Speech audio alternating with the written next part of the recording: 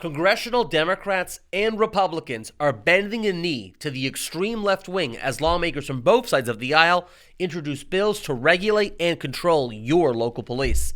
I'm Christian Gomez, and you're watching JBS Straight Talk.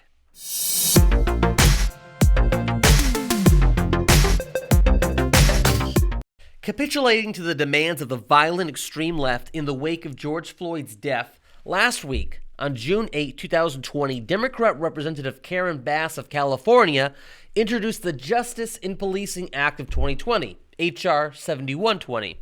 Among the major selling points for the bill are how it would prohibit local law enforcement from practicing what it describes as racial, religious, and discriminatory profiling, and that it would mandate all local police officers to be indoctrinated in sensitivity training about the adverse effects of such profiling.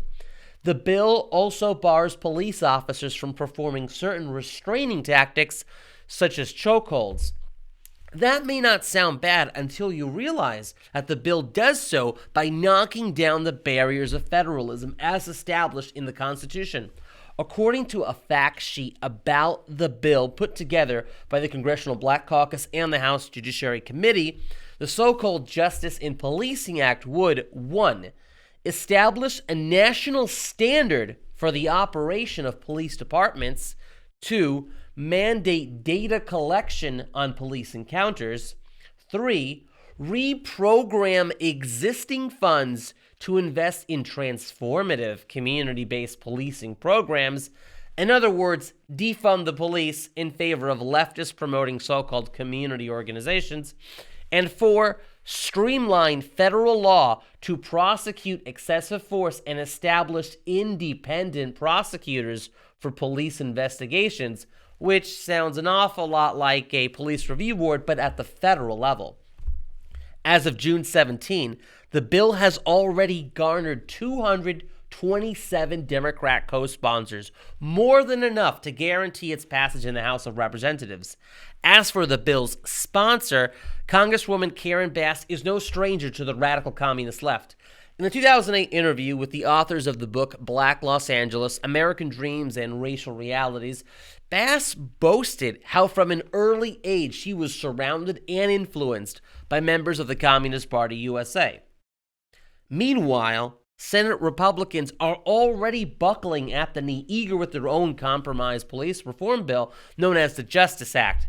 And as is often the case, the problem with such compromises in Congress is that such compromise always moves in a leftward trajectory. Never does it move to the right. According to Senate Republican Conference Chairman John Barrasso, quote, it eliminates chokeholds, it brings in a duty to intervene if there's excessive force, and it certainly provides more cameras for police officers. The Republican bill bars police departments from utilizing chokeholds in order to qualify for receiving grants from the federal government. However, federal grants often come with their own strings attached in the form of greater federal controls over local police. In either case, both bills move us closer towards greater federal oversight and control over local police. Projecting the lines forward, the radical left would like nothing more than to abolish and replace local police with a national federal police force, the hallmark of dictatorships around the world. And one way to achieve a national police force is through the creation of national standards by the federal government to govern the conduct of all local law enforcement, making such officers beholden to the federal government and less so to the local communities that they serve. We urge you to educate yourself as well as contact your representative and senators and urge them to oppose both the Justice in Policing Act and the Justice Act and any other efforts aimed at increasing federal control over local police departments. Until next week, stay safe and God bless.